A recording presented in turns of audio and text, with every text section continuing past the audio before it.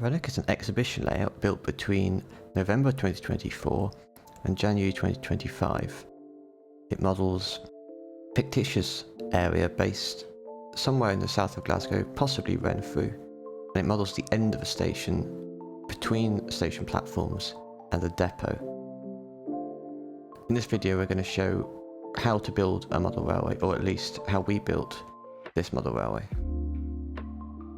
The baseboard construction for this layout operates on a theory of a standard support table and legs and a standardised filiard that could work with other layouts in the future. The only unique component is the layout shelf itself, which rests on the blank table and attaches to the standard filiard. The Rennock Scenic board uses the pre-existing shelf from the scenic board of our previous exhibition layout, Little Point Wharf. Step 1 was to remove all of the track and scenery down to the bare board and sand it smooth. It's worth noting that the track plan for Rennock was designed such that the position of 3 points would match up exactly with the position of 3 points from the Little Point Wharf track plan. You'll see here the space that the track previously occupied, and the point operating system, which is plastic rod mounted inside plastic tubing underneath the layout, was left in place for these 3 points, ready for the points to be refitted on top of the operating pin. Here you see the beginning of track laying. We're reusing some of the previous points and some new points, and we're using Pico code 75 with code 100 here in the filiard. The filiard is designed to work with multiple exhibition layouts in the future. It has a fairly comprehensive layout, allowing movements between multiple lines, and also heavily utilises loco lifts of the new Pico variety. Initially we used the Pico section switches, but we later opted for a schematic panel. Now you'll see track laid on the scenic board. Track is weathered using a sleeper grime enamel paint, and after this, construction begins on the main structures that will sit around the track, such as bridges and platforms. We're starting out here with the bridge supports for the right hand end main road bridge, and we're using thick grey board here, scoring and bending to right angles and lining with Metcalfe brick paper. Here are the supports in place under the back scene.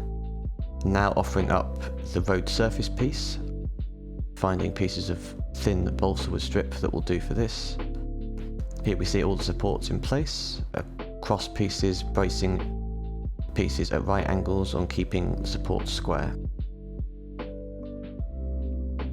Now cut and fix the road surface piece, ready for road painting and lining.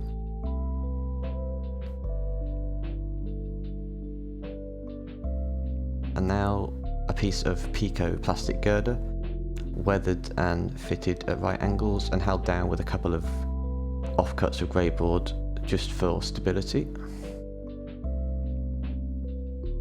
And we're using a scrap piece of thick corrugated card for the base of the retaining wall that will run between the bridges at the far right and far left end of the layout.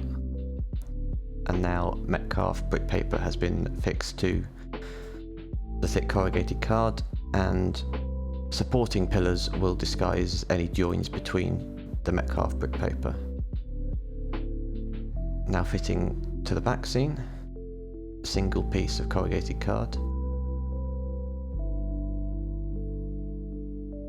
and a bit further on I start constructing the left hand bridge. I decide for this one to wait until ballasting until I fix the road surface piece on, so for the moment just building the supports.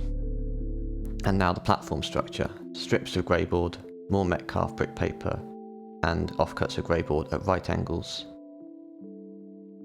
A bit more progress, kit built signal box in position, and you'll now see both bridges coming along. Ground signals fitted, small offcuts keeping them raised slightly so that they are still visible after ballasting.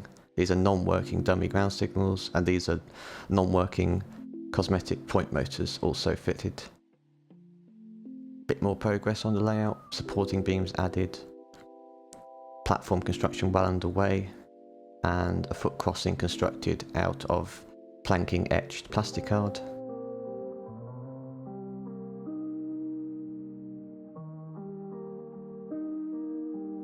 And scratch-built, sleeper-built buffer stops, more grey board, scribed to achieve the sleeper-built effect and painted with a wash of black watercolour paint.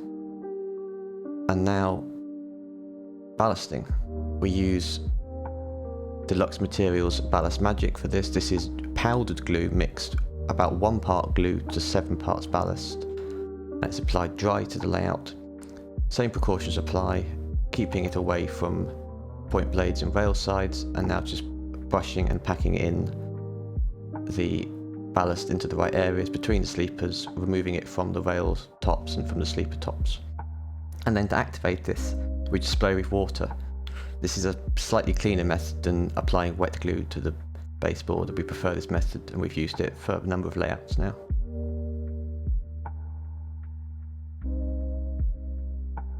Bit more progress on the left-hand end. The platform surface has been painted and work has begun on the road surface.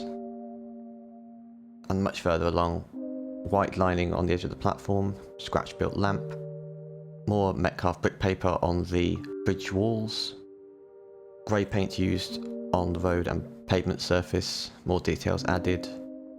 You'll see these support pillars now joined to the rear wall, retaining wall, and the kit-built signal box there, signals installed.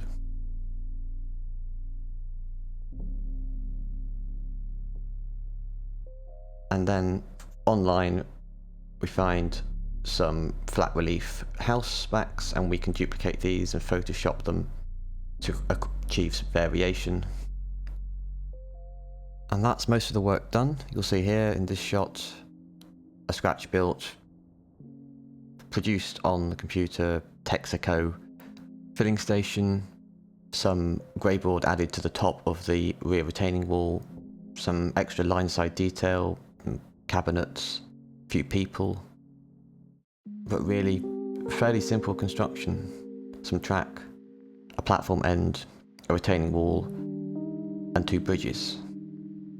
The most important thing being to find an idea that you find interesting as a concept for the layout to begin with. In this case it was the idea of an end of a line that wasn't originally a terminus, having a closed line in one direction, allowing runaround moves and loco moves to an off-scene depot, but achieving it in a very small space.